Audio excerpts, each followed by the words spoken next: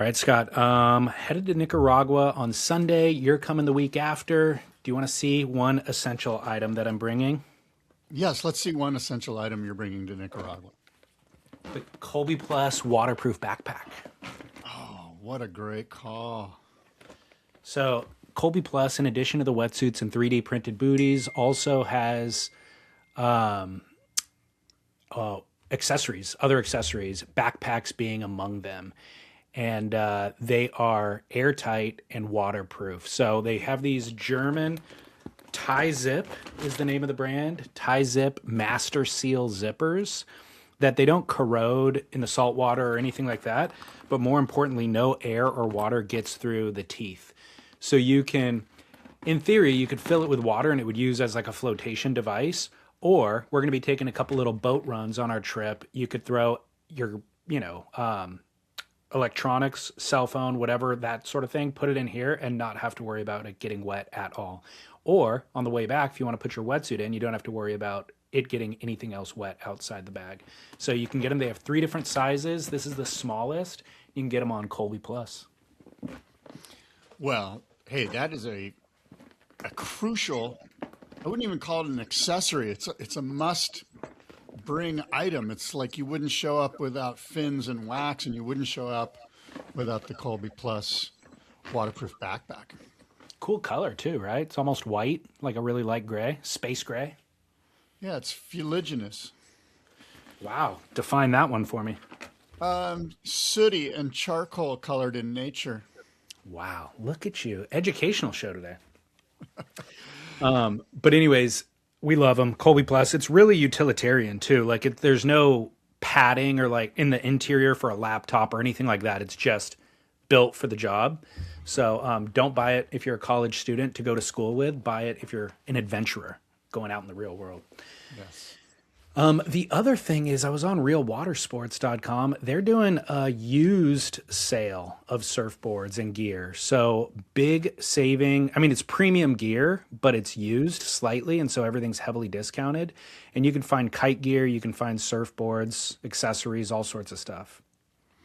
Well, yeah, look, I mean, it seems that the cost of living is kind of spiking right now. So it's a good time to buy and get great deals on some lightly previous owned gear. Yeah, absolutely. And I also noticed, by the way, one of the main images on the slider kind of image along the top is now Trip doing a bottom turn at Chicama. Really? I'm gonna have to go take a peek here. We might have to send him. We might have to send him a little text. Go check it out. It's a great turn. I saw him posted on Instagram too. I think he's riding a Christensen, and then sure enough, I go to the website today and I was like, look at you, Trip. I mean, it's not like it's it's not, it's also not a vanity play. Like it's a legit bottom turn on a legit wave. It looks killer. It's a beautiful photo. And frankly, if Tom Curran was a goofy foot, I mean, is that Tom Curran? Almost. Tom Curran reverse image. Nice. Anyways, go to Real Water Sports. Not only does one of the owners surf like Tom Curran reverse, but 1,500 surfboard inventory and a used surfboards or used gear sale right now.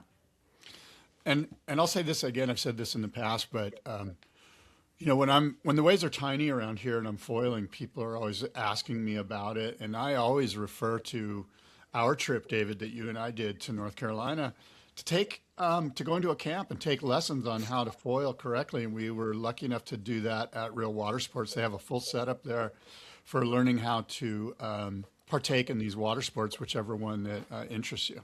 Absolutely. Yeah, they do a killer job with the camps too. So yeah, realwatersports.com.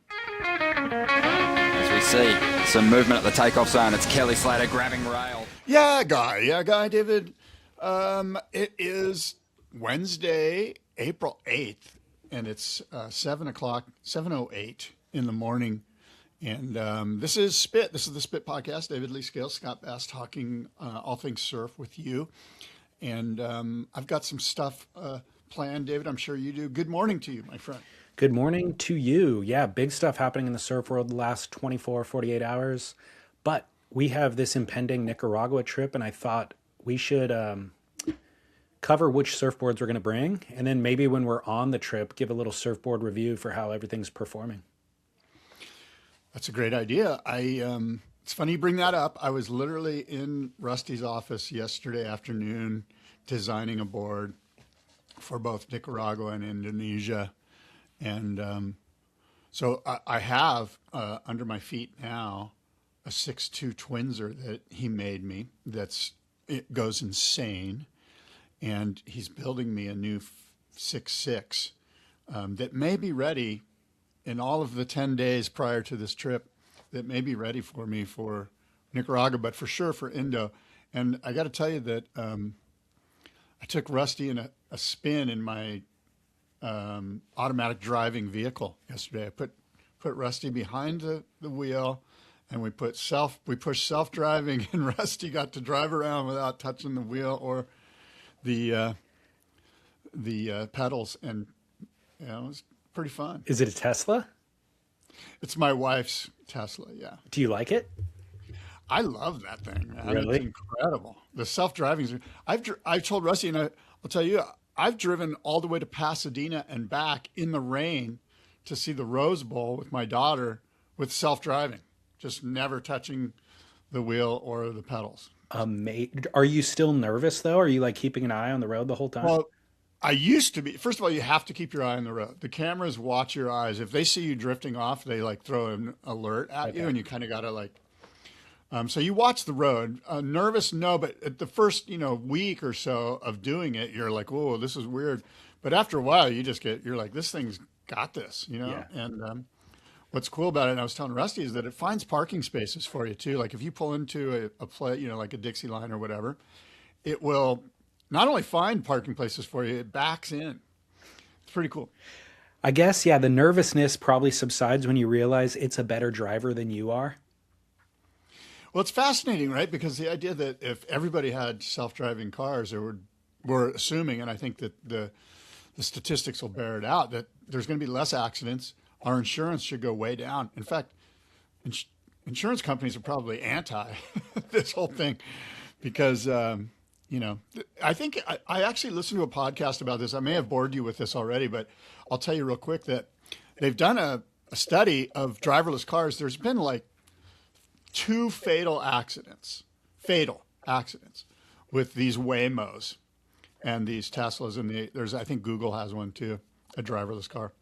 And of those 2, it was the fault of the person not behind the driverless car, but another driver, that was just, driving himself and ran into the driverless car.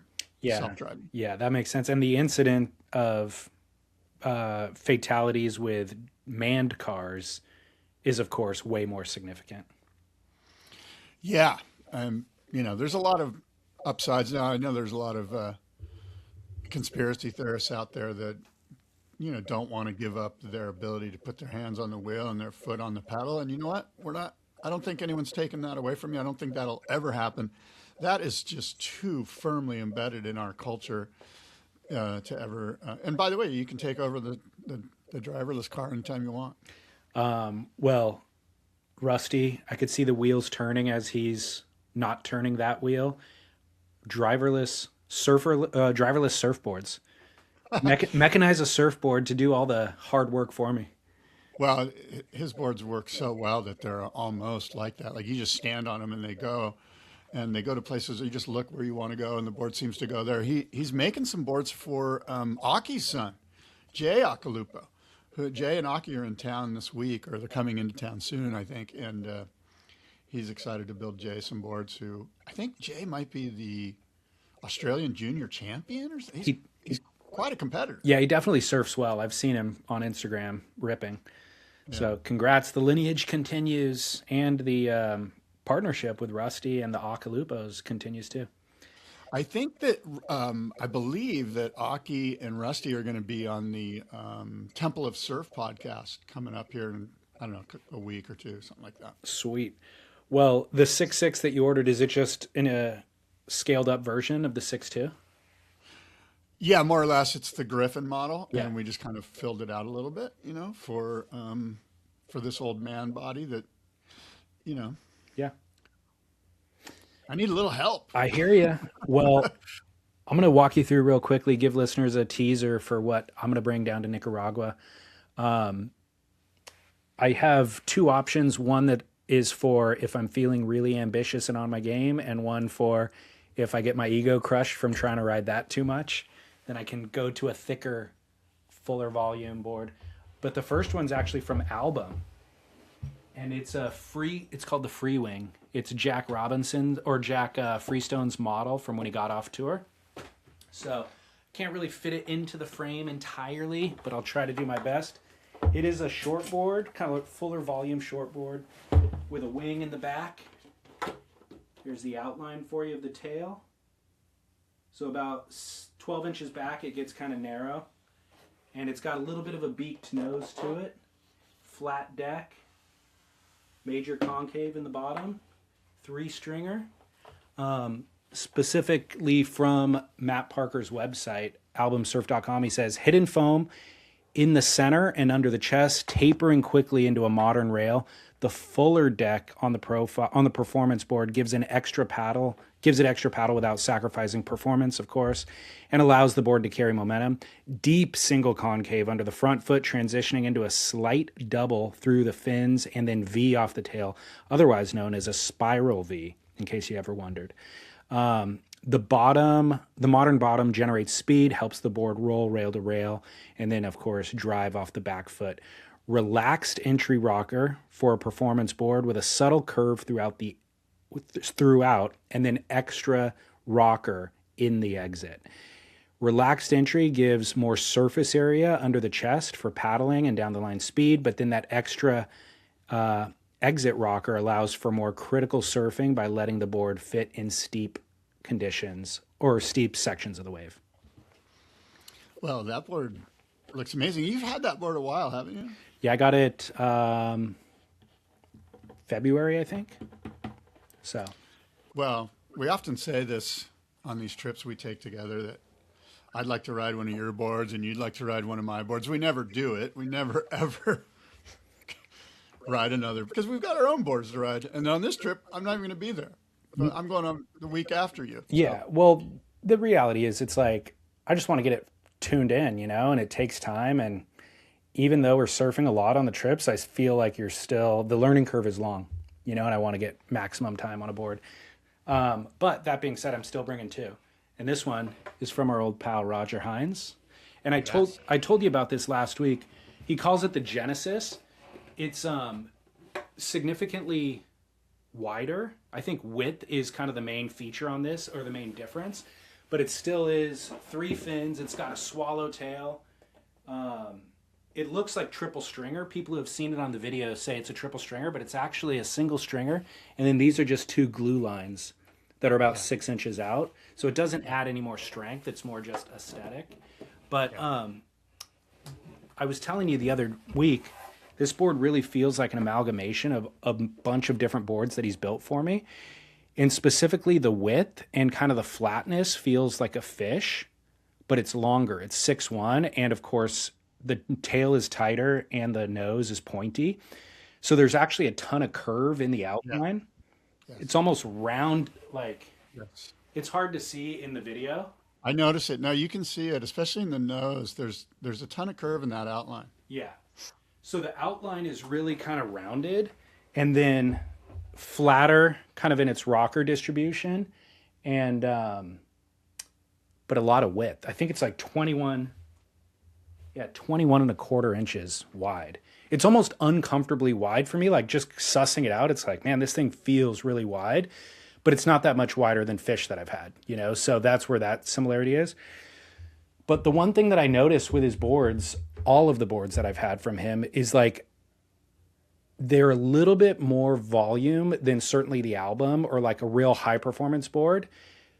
So what that allows is more stability and it's more forgiveness. Like if you kind of don't get up right in the sweet spot, you have that time to adjust without the board, without falling. But once you are in the sweet spot, it has modern contours in the board that allow you to do the turn that you want to do, basically. So it's like just this really subtle forgiveness and stability, but then when you're on, it's on too. So I've noticed that in all my boards from him, really. Yeah, I mean, look, I don't know what the demographic of surfing is at this point, but it feels like there's a lot of middle-aged guys like you and me. And, what we need forgiveness. And I say this all the time, and I'll say it again. And I watched myself surfing on video yesterday, and all I'm doing is a bottom turn. Yeah. Barely. And I think I'm hitting it at 12 o'clock, but I'm just doing this like mid-face roller coaster thing. And so, like catching waves is crucial, like the fun is in catching the wave, If I go back and I think about a session, I'm like, oh my God, I caught 15 waves, which is actually a lot for me. Totally. 15 waves. I'm like, oh, that was a fun session. I caught 15 waves. I didn't go, oh, on each of those waves, I went down to the bottom, did this massive friggin' fins-free gaff. No, I'm 61 years old. I caught 15 waves. Yeah. Like that's the success. And within those 15 waves, 3 of them might have been really good. Whereas if I only catch 3 waves, none of them might have been good. You know what I mean? Completely, yeah. And that bottom turn kind of connection, if you have a board that is stable and fast and allows you to get into that position, it sets up the rest of the ride. And so whether you're doing a big off the top next or just riding the waves successfully, you need it all in the bottom turn. Well, of course, what's interesting, and I think about Tripp's bottom turn on that Real Water Sports slider on their website. And, Tripp got into that wave early, and he's doing this beautiful Tom Curran-esque bottom turn. And, of course, what happens when we catch tons of waves and we get into it early and we're sort of, for lack of a better phrase, dominating the lineup is, you do a big turn on a long railed board and you want to all of a sudden start ripping. Yeah. Like it's a paradox, right? Now you're like, oh man, I'm glad I caught the wave, but I'd love to be ripping on it. You know what I mean? So it's kind of like there's always this fine line between finding that, that happy place where we're catching tons of waves, but also when we have the speed and we're doing that bottom turn and we're in that right spot, we kind of do want to go up there, and so that's, I think, why we love surfboards so much, right? There's just so many opportunities, and each and every wave's different, and even the conditions for each session are different. So it's continually evolving and changing, and it's perplexing, isn't it? Well, the reason, exactly what you just defined, is why I brought these 2 boards and why I set up the conversation the way that I did, which is I will tend to be conservative and just be like, I need more foam. I need a bigger board, blah, blah, blah. But then I get on that. And when you have that moment that you're talking about, your ego kicks in and you go, oh no, if I had a more high performance board in that position, I would have ripped the bag out of that top turn. So you know what? Let me get that smaller board. Then you get on the smaller board, your ego gets reset again because you get humbled, and then you go through the whole process over and over. So I'm bringing these 2 boards for that specific reason. One that Jack Freestone does airs on, and then one that I'm guaranteed to be able to catch waves easily and stand and go straight and get tubed. And then if a turn section after that, I'm like, okay, I'll do a turn here too. That's the most. Yeah, well, it's going to be fun, and I haven't even looked at the swell. Your trip's coming up soon here, and this is the time of year. Yeah. Like it's going to be. You almost don't even need to look at it. Like no, I'm not looking at it. But if you follow Two Brothers, I think it's Two Brothers Surf Resort in Nicaragua, they're posting clips from other people's trips in these weeks. And last month was all time, like head high barrels, super fun looking. So I'm expecting more of the same. And of course, it's all thanks to waterwaystravel.com. They organize it all for us and make it super, super easy. So they could do the same for you no matter where you want to go in the world. I do want to read a little bit from Roger's write-up on this board, though, because he has a backstory on his website. And again, the model is called the Genesis. And he said, in the summer of 1973, after a couple winters living on the North Shore, I wanted to experience a surf town and simply hang out. I surfed spots like Ala Moana, Rock Pile, among others. My board was a 610 Lightning Bolt, 20 inches wide with a single fin and swallowtail. 50 years later, bored with an arm injury, I went into the shaping bay and I pulled out the original template. I added a 1-inch piece of tape around each side, effectively increasing the board's dimensions by 2 inches overall. This brought the board forward half a century, resulting in dimensions current with today's standards. The only difference are the bottom contours and rails. This design would be excellent in a wide range of conditions. I particularly love the significant curve in the outline, which shortens the turning radius. Back then, we were largely guessing at how different design elements affected performance. I named this board the Genesis because although I had been making boards for a while by 1973, not a lot, but some, it was the point where I began to truly understand how specific features influenced a board's performance across various conditions and with any fin setup. Up to 6'10", this board will work as a twin fin. Beyond that length, the twin fin setup becomes less effective. This board design ranges from 6 to 9 feet. And since I hand shape every board, I can adapt the curve to work effectively in all sizes. Mine's a 6'1", for the record. Cool. Well, look, we expect big things from you, so don't disappoint us. All right, I want to do a surfboard review while we're there, so after I've ridden them a bit. Cool. Very good idea. Looking forward to that. Yeah, can't wait. Are you going to have video?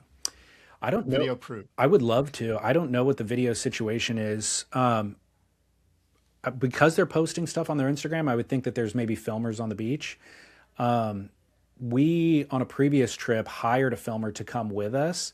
And that once we got down, it was El Salvador that time. Once we got down there, we realized there's local filmers who are willing to do it. And you don't have to cover their airfare and accommodation. So it's just more cost effective to use the locals.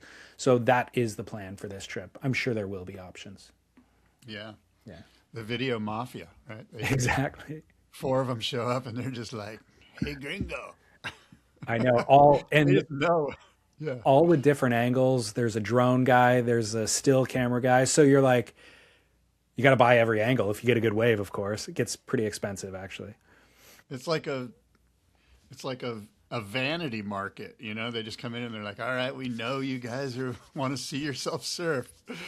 Even if it's really bad looking, you're still going to buy this stuff."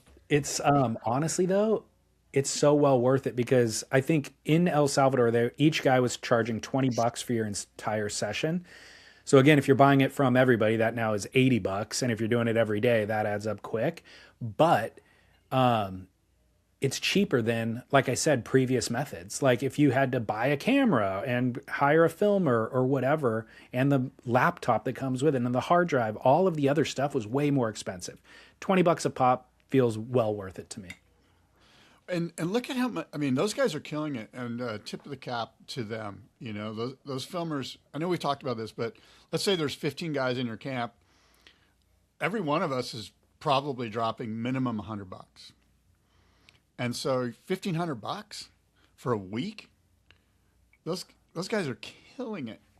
In El Salvador, that goes a long way. $1,500 a week is killing it.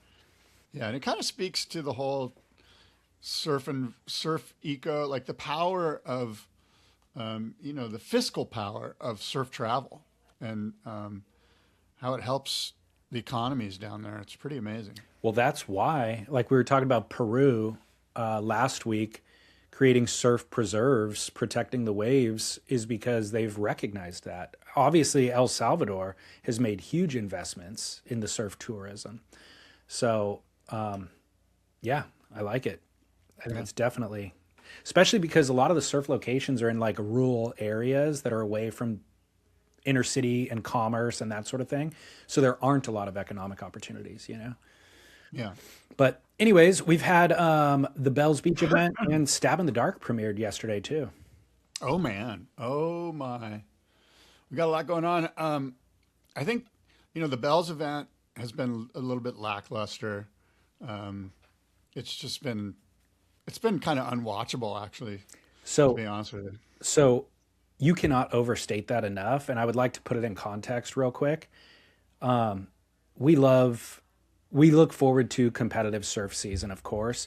Even though we're critical of the WSL at times, we had high hopes for this season, especially with Ryan Crosby entering the picture, and we felt like there's been adjustments made to the structure and the format of the tour that are positive. They're actually good moves and things that we've been complaining about for a long time.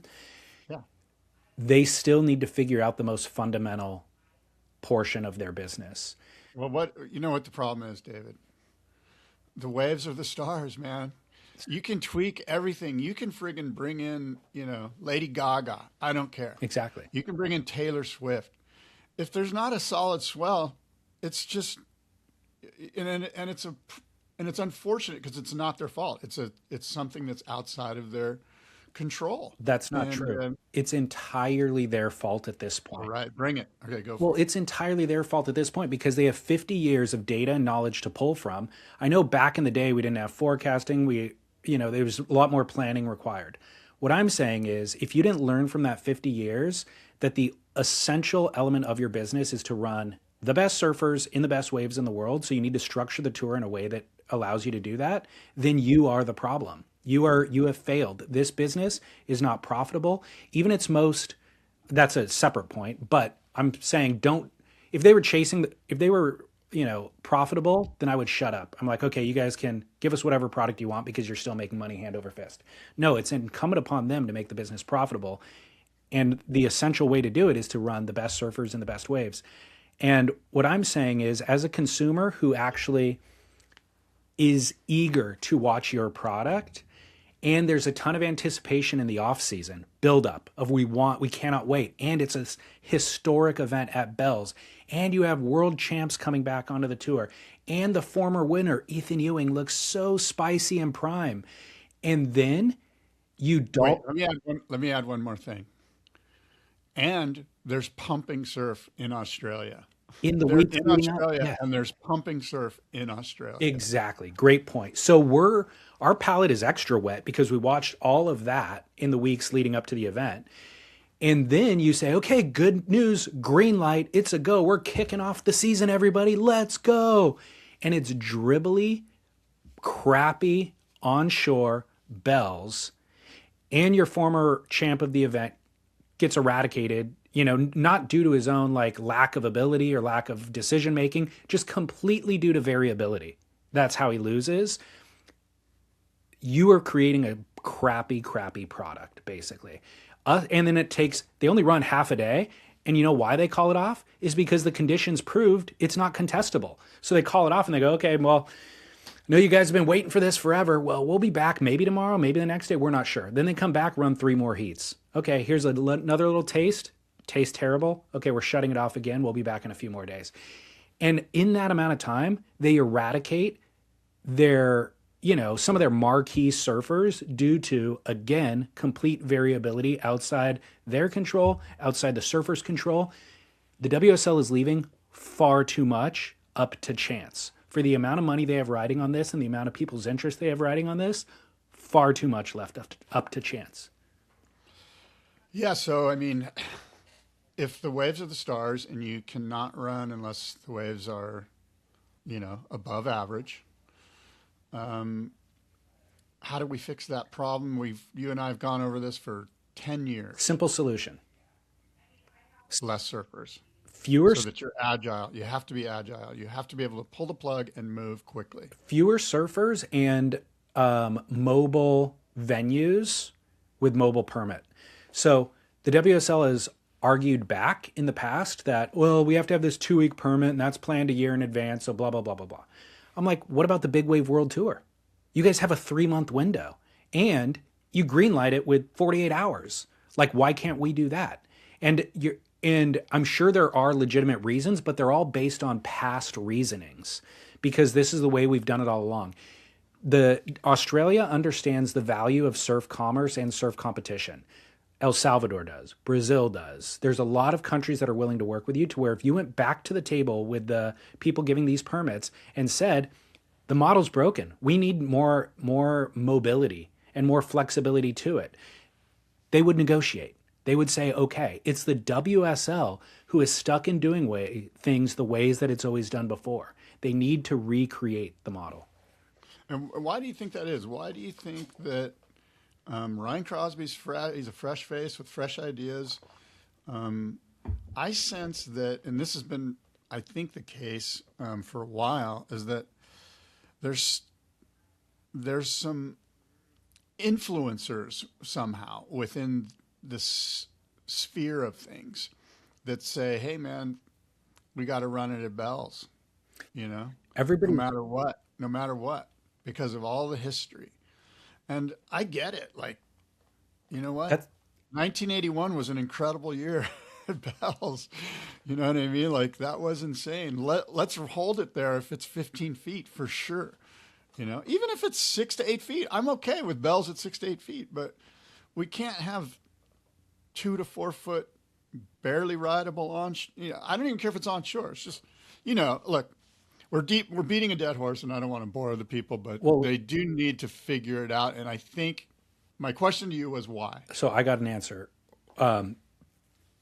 There's a lot of cooks in the kitchen trying to make these decisions, and they're all kind of half qualified for the job. So there's the salty surfers who understand surfing, who want to run in good waves, but they don't necessarily understand, let's say, the financial constraints of the tour or the whatever, all the bureaucracy that comes with it. But then the WSL ultimately hires these CEOs who come in who have kind of the business expertise, but they don't understand the surfing thing. So you have these different, and there's a dozen other people in between with slightly different qualifications. Everybody's half-cocked, arguing for their half of the thing. What you need is a visionary who fully understands the surf space and is also a qualified CEO who understands all of that bureaucracy that I'm talking about and negotiation. Because they need to just come in and be like, 11 other of you, listen to me. This is the path forward.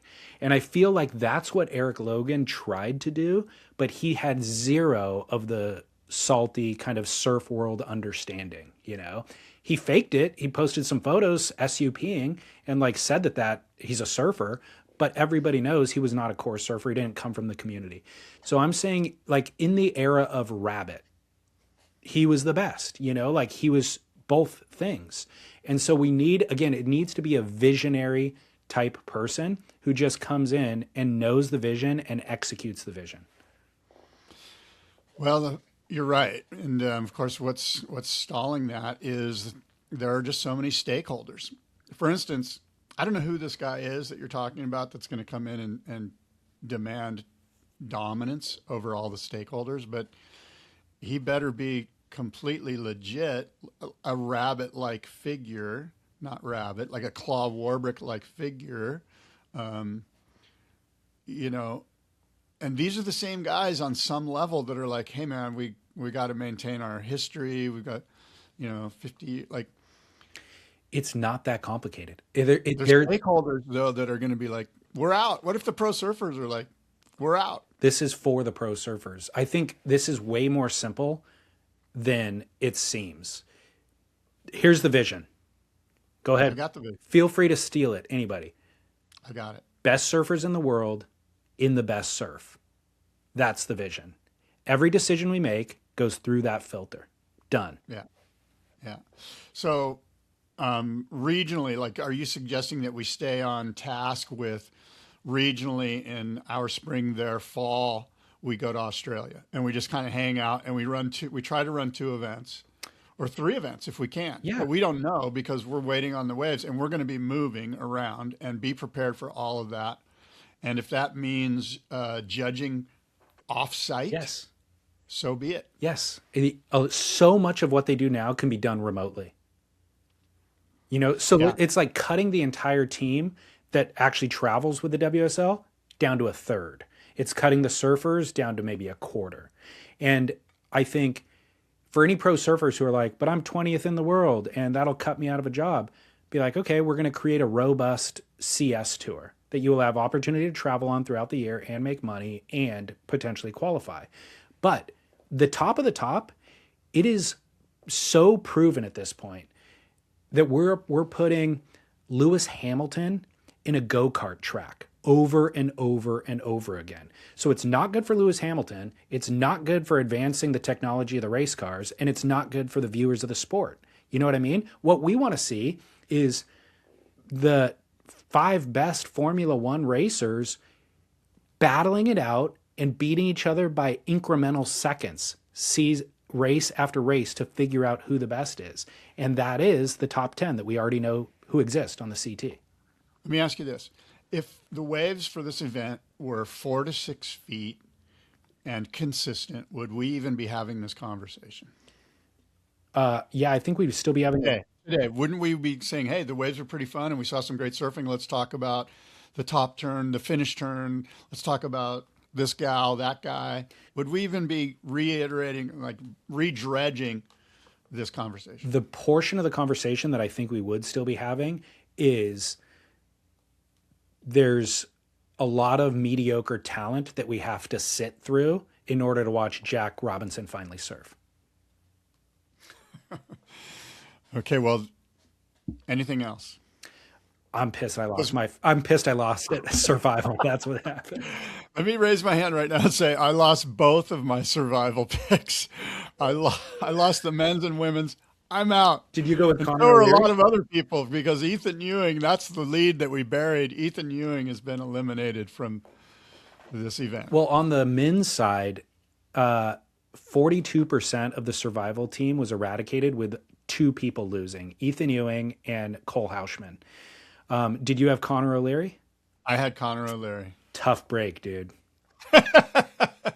Well, you know what? I easily could have switched from him. I probably would have picked Ethan or Jack. You know what I mean? Like, yeah. So then Jack had to be a huge calling as well. I forgot to factor in Jack's stat because he lost late last night, but he got an interference against Miguel Pupo. I'm sorry, Sammy Pupo. So that is an anomaly kind of, but that's also what happens when the waves aren't great is there's no way Ethan should have lost. There's no way, a lot of people who shouldn't have lost, and I say shouldn't just based on they are more talented surfers than the person that they drew, but due to media, a lack of opportunity, basically they lost. Okay. So let's back up because saying there's no way Ethan Ewing should have lost is kind of a slap in the face to, I would suggest you a world-class surfer in George Pitar. Like, are you saying George Pitar can never beat Ethan Ewing if it's 4 to 6 foot bells and consistent? Yeah, pretty much. I mean, I love that's a hot take. I love George Pitar, and I was hyping him up last time he was on tour before he got kicked off tour. And same thing happened to Ethan on his rookie year too. I'm just saying, watch Ethan Ewing surf in the latest Stab in the Dark. Nobody can touch him. Watch him surf last year at Bells when it was 4 to 6 feet. Nobody could touch him. Yeah. So that's what we want is, again, these athletes have trained to the point of like their peak level of ability. So put them on a track that allows them to showcase the peak level of ability versus George Pitar's peak level of ability. And then we'll see what, who comes out on top. That is not what we're seeing at all. We're seeing variability rule the day. Yeah. So anyways, I love George Pitar, not at the level of Ethan Ewing though. That I think is not a controversial statement to make. For the survival, just for the record, I picked Leonardo Fioravanti originally, had him committed, and then the day before the event started, swapped him out for Crosby Colapinto. What ends up happening? Crosby Colapinto loses, Leonardo Fioravanti made it through. I want to kick myself. Yeah. Yeah, that's one of those things where, you're always like, no, man, just stick with your gut, And I did. I actually stuck with my gut and bad idea. So lose. Well, the other thing that drives me insane is how... We're both. Go ahead and put an L up there. Losers. The other thing that drives me insane is how obvious it is in hindsight. Like, I watch Felipe Toledo surf one wave, and I go, duh, why wouldn't I have picked Felipe Toledo?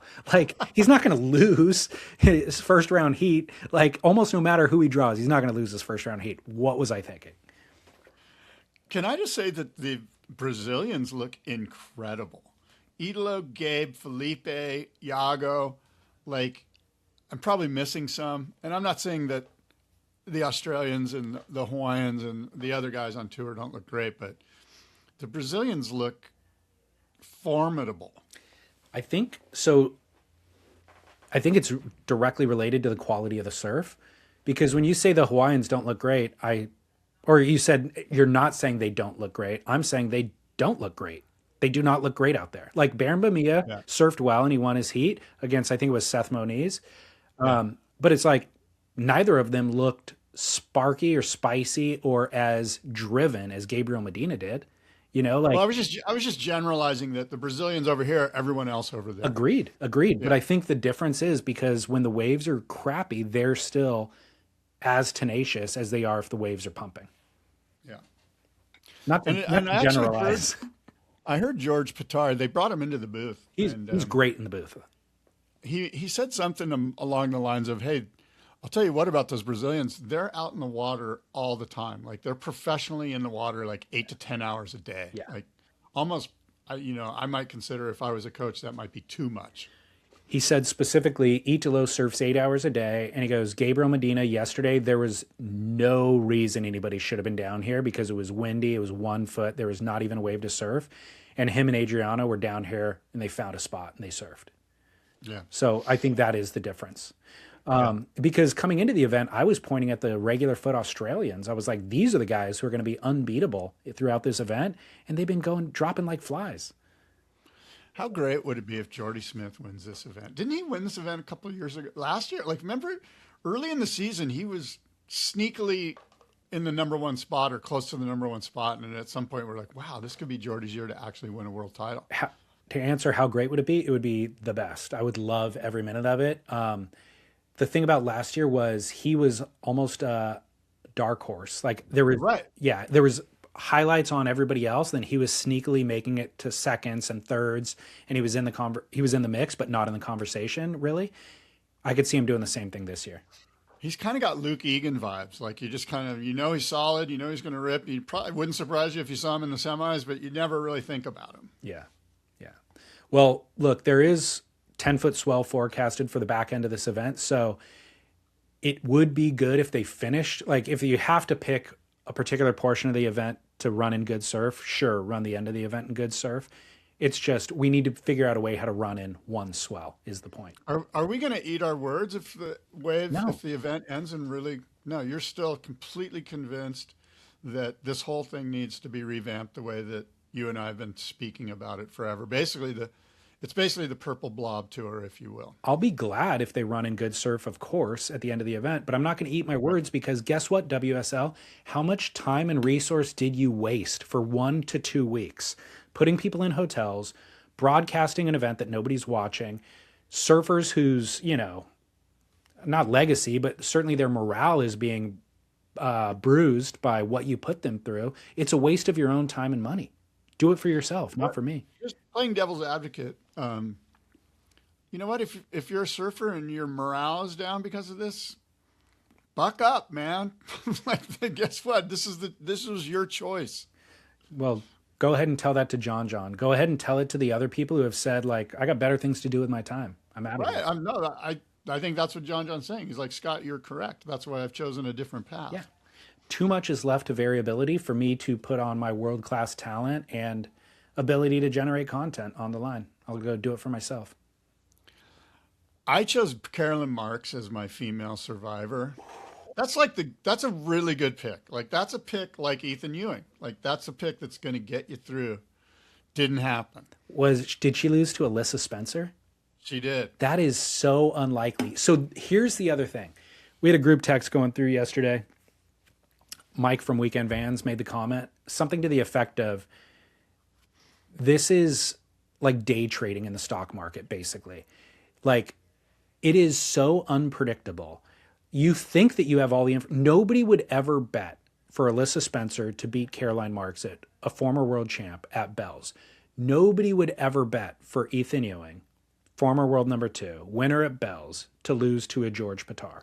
Like, run any statistic you want, and these things are such outliers, and yet they're happening at a tremendous frequency, which means the data, it's all variable. You know what I mean? Like the data actually is meaningless now because there is far more variability than there is rationality. So that's a problem. Okay. You're bringing some heat, bro. I like it. Well, because we've been having this conversation for 10 years. I know. Like the data is in. It's not like the data's in. Let me ask you this. Are you going to watch the Masters this weekend? I've never watched a golf tournament in my life, and I'm not planning to. Come on. Everybody says it's killer. David. Oh, my God. Should You I? got to take you and your son on Masters Sunday and sit down and watch the back nine of the golf tournament and just take it in. I'm going to be flying to Nicaragua. Oh. So should I? Is it really entertaining? I mean, you know, if you're a golfer, it's kind of like must-watch TV. I started watching Full Swing, which is the Netflix documentary series that follows the whole year on tour, and I found that to be super entertaining. Yeah.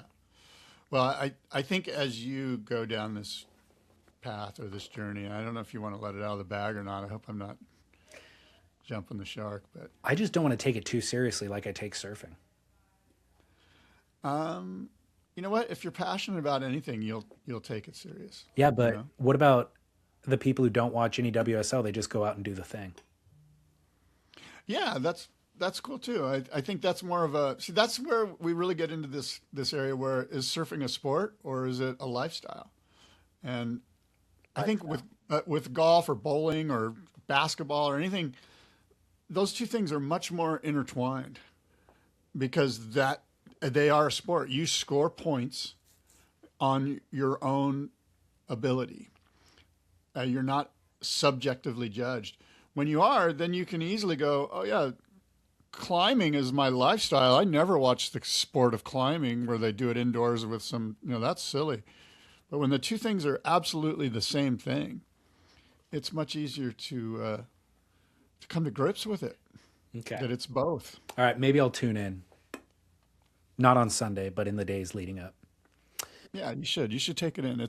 Just give it a try. Okay. Feel an obsession coming. What I want you to do is get some little thin, like cucumber sandwiches and like a mint julep, and put on your best sort of colonial attitude. It is called the Masters, after all. Well, my boy loves cucumbers, so you picked the right sandwich. Okay, fair enough. By the way, this might embarrass me a little bit, but my kids or my wife, somebody in my family bought me a green Masters jacket to wear every year when I'm watching the Masters. It's pretty funny. That is embarrassing because you got to earn it to don it. You want me to go get it and show it to you? Go to commercial break, come back wearing the jacket. We'll talk about Stab in the Dark. Okay, Sam. What? It has the patch and everything? Yeah. I hate to tell you, Scott, but you are not worthy. It was a pretty funny gag gift that they got me, and I think it's kind of cute. It's kind of fun. It is. It's fun. The fact that it came from your family, I will allow. If you went out and bought that yourself, I would not allow. No, it was a. You can get that thing tailored. It's a little bit bulky for you. Yeah. Was that in your sourdough days when you got that? Not bad. It's a little bit uncomfortable. Are you going to do a Masters dinner as well? Oh yeah, I do a Masters dinner. Yeah. Like I said, it's going to be the Masters dinner of my choice. I do every year.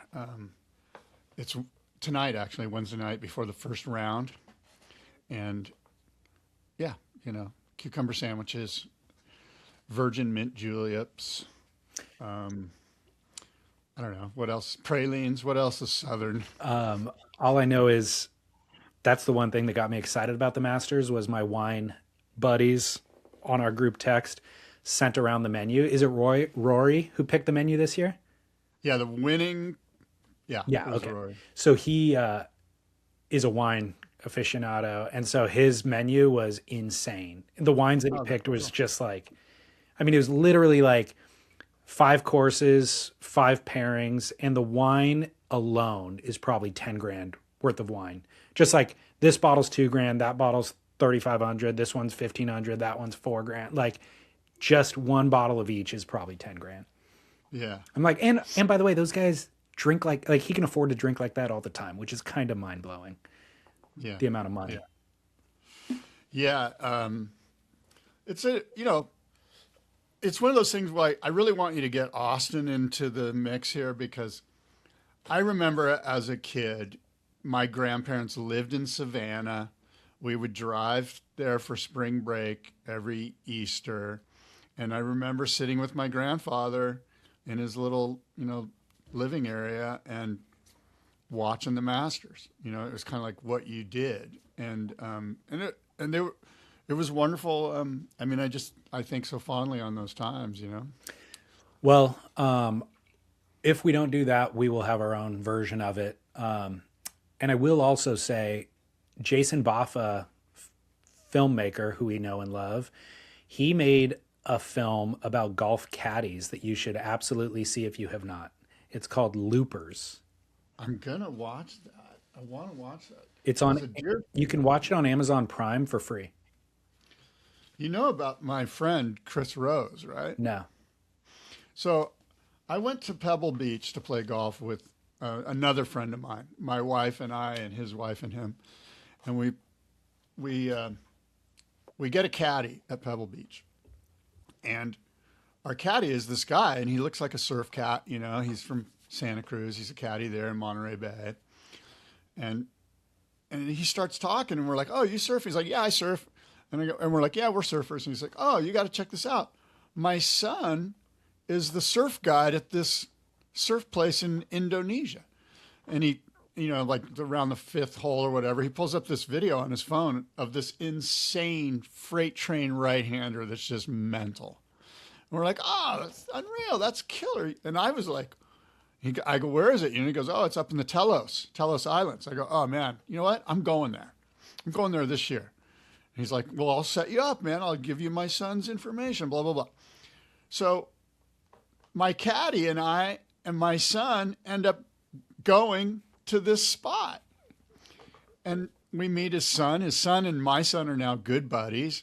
This guy, Chris Rose, is a dear friend of mine. We're going again this year in July. Chris and I, the guy who caddied for us. Amazing. We're going to this spot. And that's that spot that I always talk about, Surfing Village up in Indo. Yeah.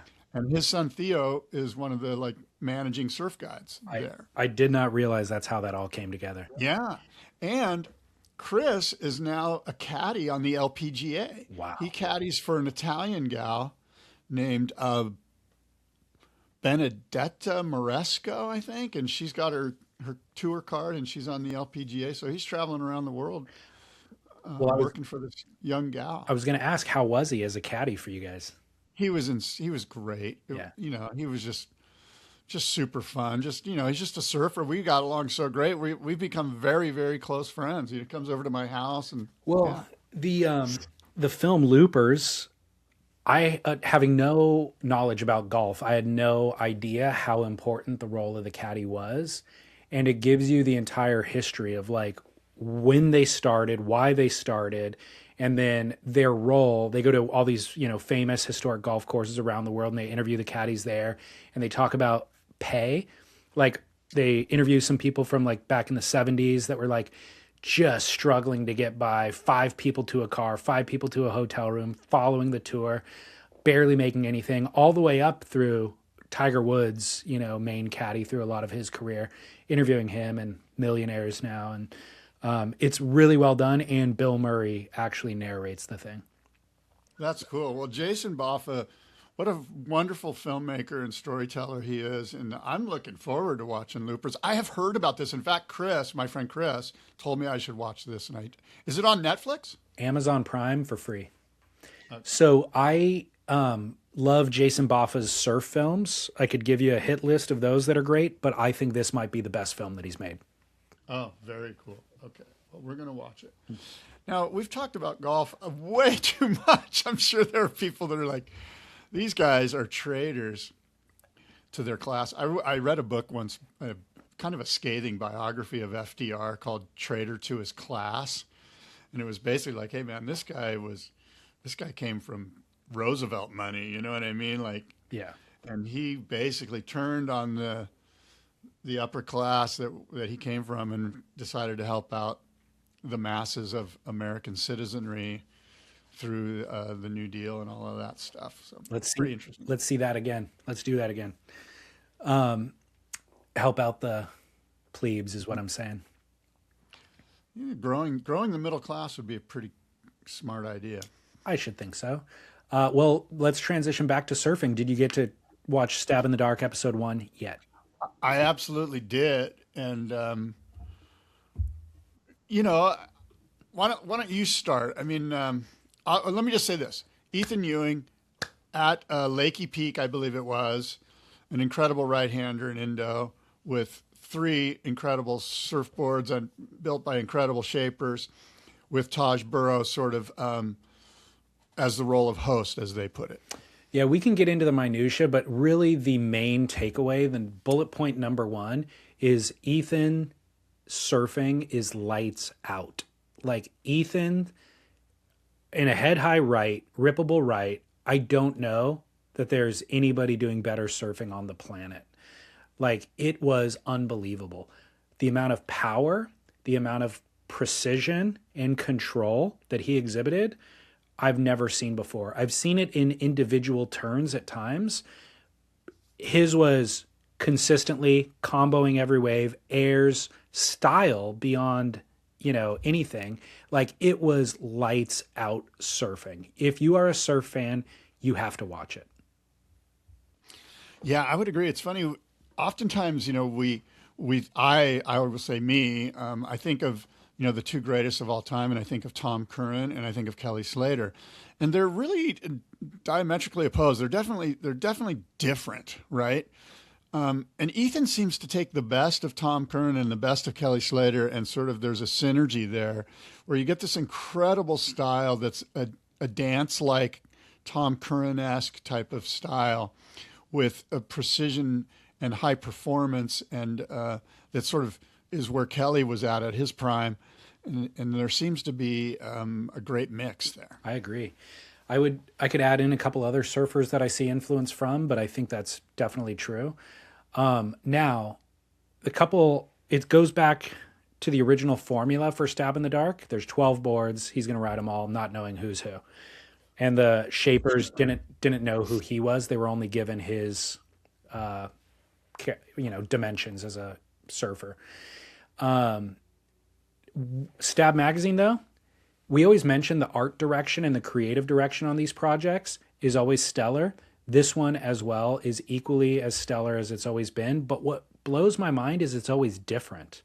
Like they come up with a totally different artistic direction for every version of these. I think that you could identify there is a thumbprint that is similar from one to the next. Like it all looks like Stab Magazine, but they're entirely different. So their ability to reinvent like genius kind of level aesthetic, I think is kind of amazing. So kudos to Stab for that.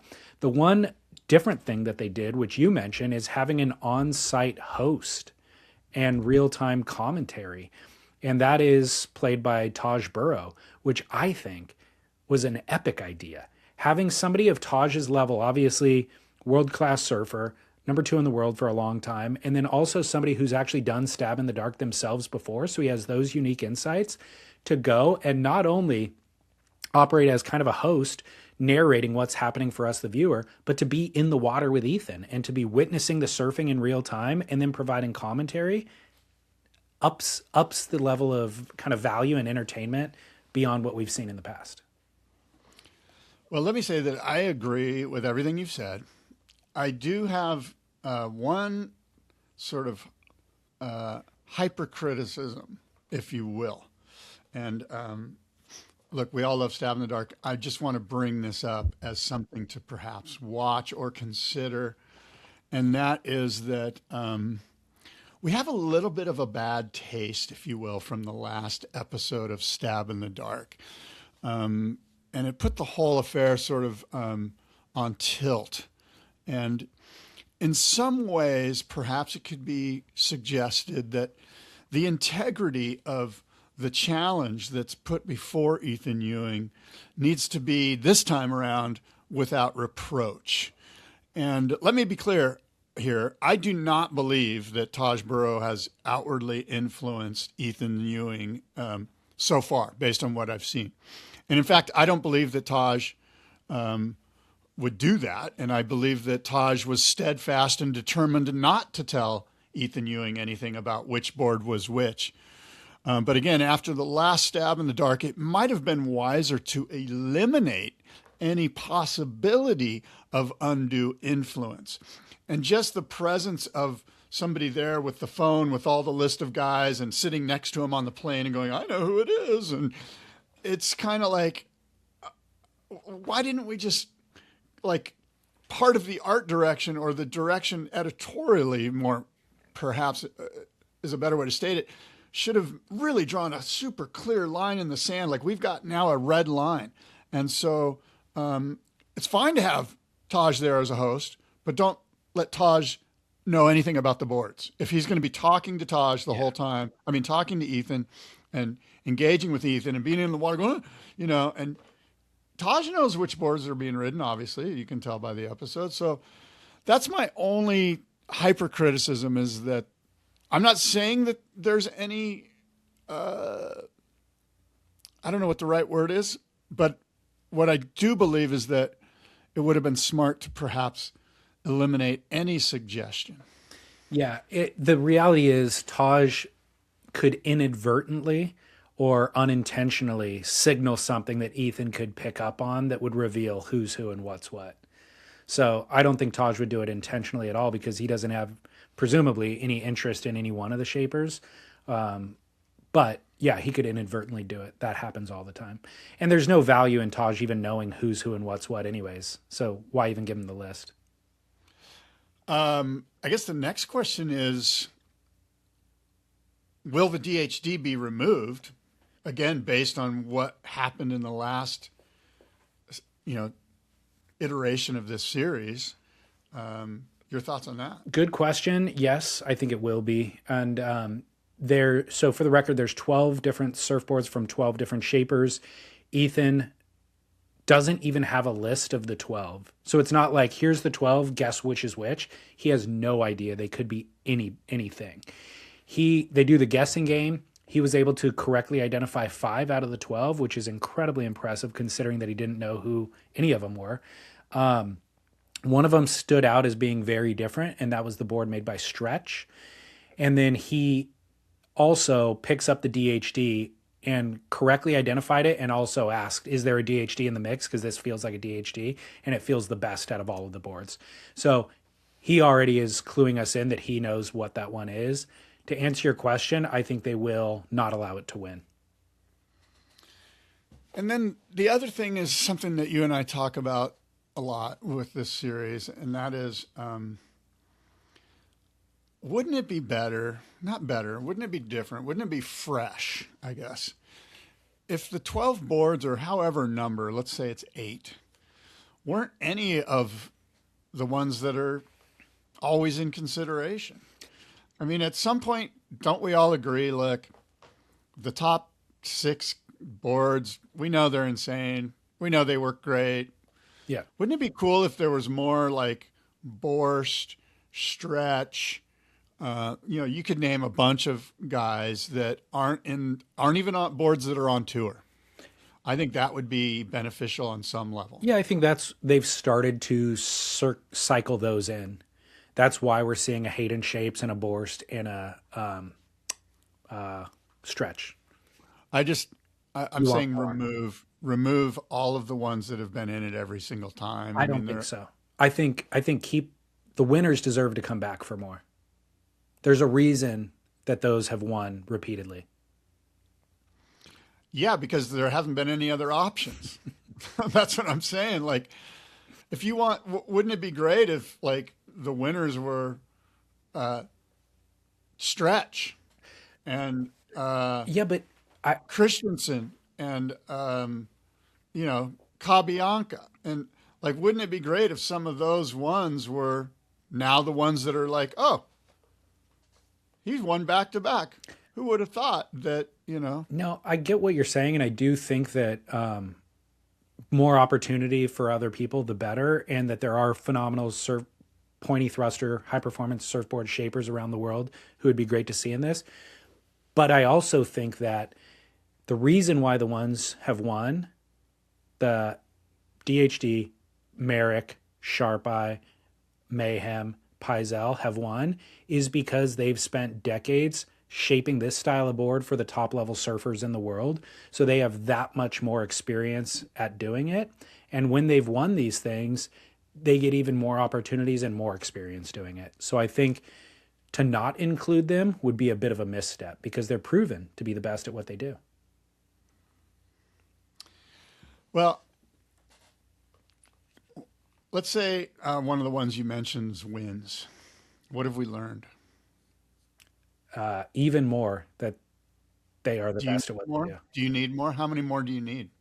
I would like, I mean, how many more times do one of these guys have to win that's it's going to affect your thought about them? How many? In other words, if Channel Islands, for instance, wins 10 of them, I get it. instead of 5 of them. I'm answering. Okay. How many world titles do you want to see Gabriel Medina win or Kelly Slater? If somebody can ride it out for 2 decades, that's even more impressive than winning 5 and then being like, oh no, you're not relevant anymore because I want something new. Like, it's kind of more impressive if they can continue to do it. Well, I wasn't suggesting anyone's not relevant. All the guys are relevant. If you want an opportunity to knock out the champ, earn your way to the position and then go toe to toe with the champ. And if the champ, we'll leave the champ in. The champ can be reinvited every year. That's what I'm saying. Yeah, but so the champ is Dan Mann. Well, why are the other ones there? Because they're former champs too. No, but not former champs. The defending champ.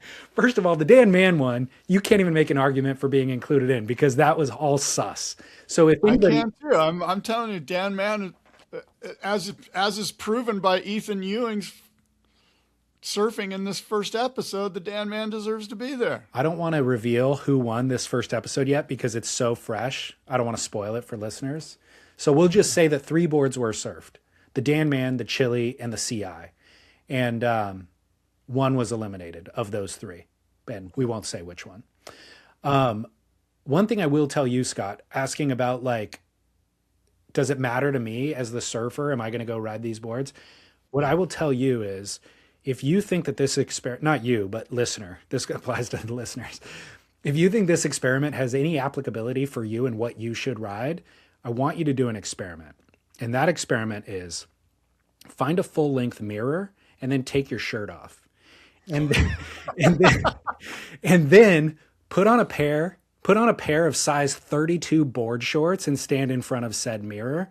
And if your physique does not look like Ethan Ewing, maybe just go buy something from the electric acid surfboard test instead. Yeah, I think that's right.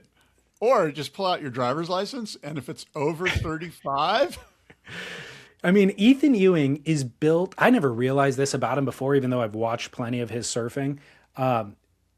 He has the perfect physique for surfing. Like, not only is the torso chiseled, but he was walking away in one particular shot, and it was like from the waist down, he was like a Roman, like, gladiator or something. Like, he had thick trunks on his legs and glutes. And it was just like, oh, that's where all of that torque and power is coming from. The guy's built like the ideal surfer, you know? I feel like you might have a man crush on Ethan. I have a deeper appreciation for him now after watching this than I did before. Let's just say that. I would have put him on my survival team if I had already seen this. Well stated. Well, look, Stab in the Dark's incredible. We love it. I'm throwing stuff out to Sam and Aaron and the crew there that are running it that I personally think it would be cool. First of all, we mentioned, like, I don't know, a month ago, wouldn't it be cool if there was sort of like, I don't know the best way to phrase it, but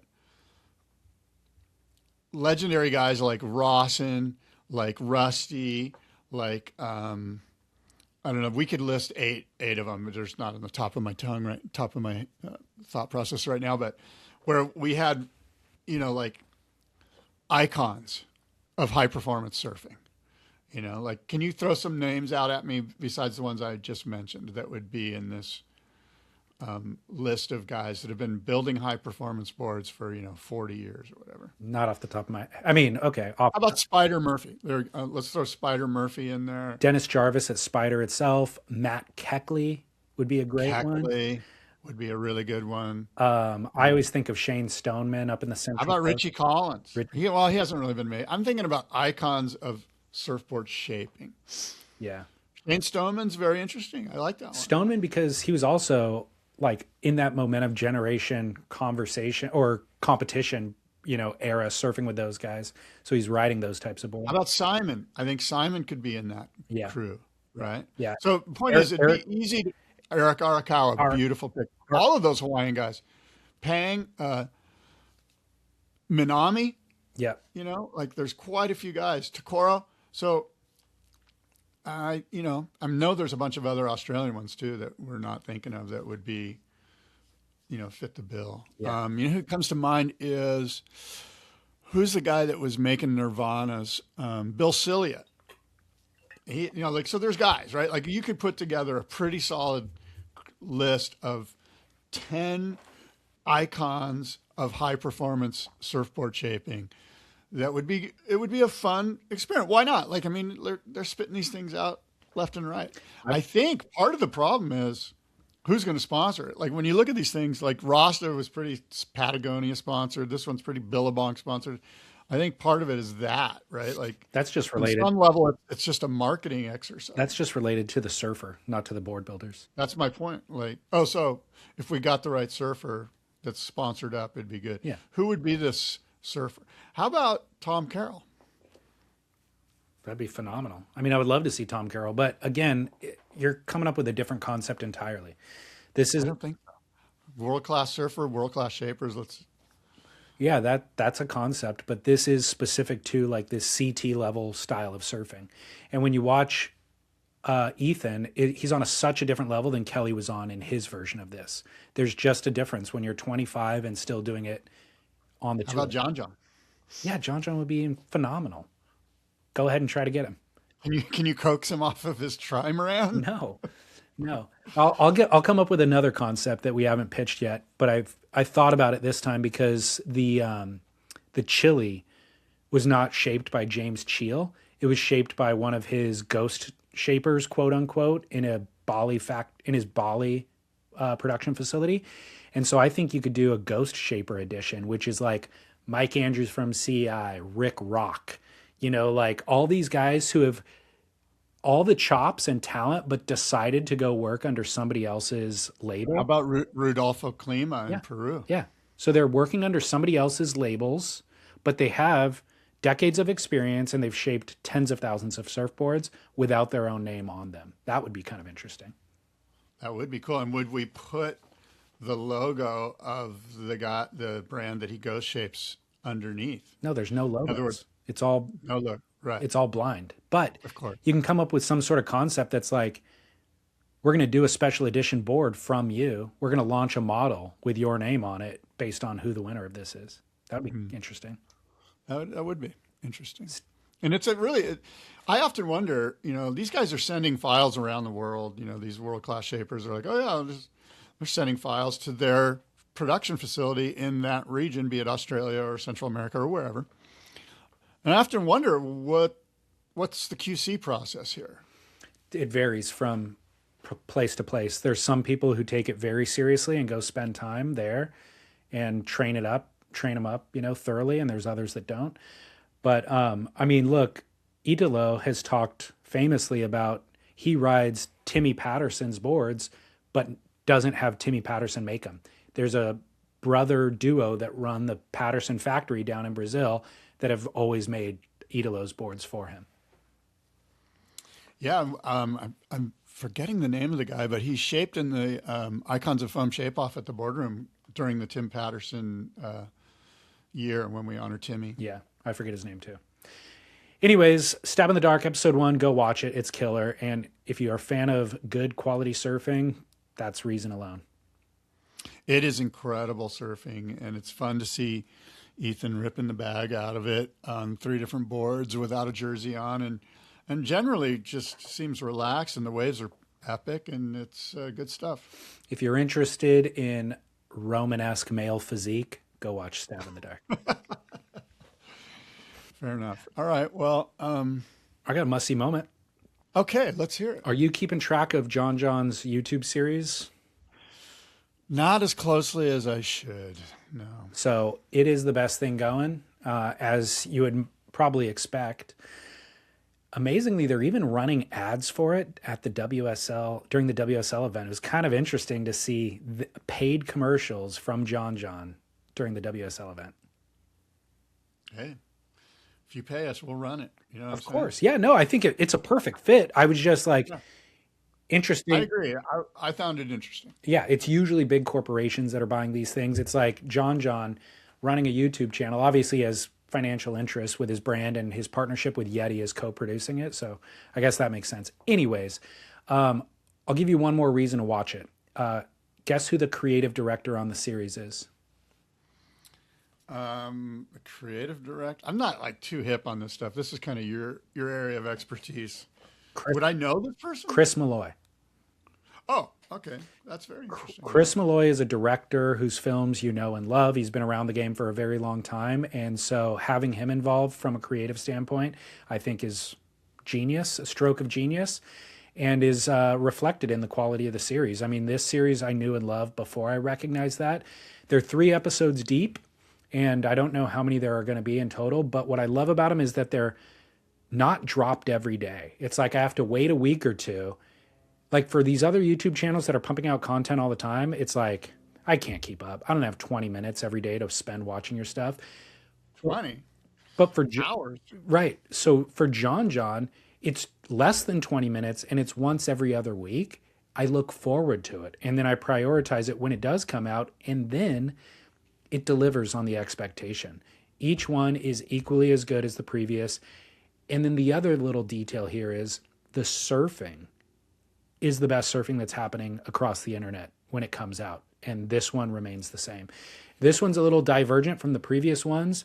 They do show them on the sailboat sailing around, but the surf sessions are a mix of New Zealand, Australia. I think there's some Ireland stuff mixed in there. There's 3 or 4 different sessions from 3 or 4 different locations that they don't identify, but you can tell he's just been kind of gathering clips around the world.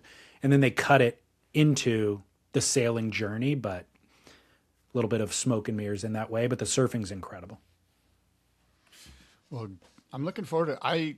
It's not that I don't want to watch it. It doesn't pop up in my feed. Nathan Florence pops up in my feed. I'm too busy watching the Masters, dude. It hasn't even started yet. But I am probably watching a lot of weird YouTube stuff. Well, a lot of like philosophical stuff, Thomas Merton, that type of thing. Okay, well, I'll get your kids to buy you a Florence Marine X jacket that you can wear and sit down and watch the concert. Green one? I don't know if they make green, but we'll get you something. Don't you worry. Okay, fair enough. Also, quick shout out. I didn't mention, but Mussy Moment presented by Treeswax, of course.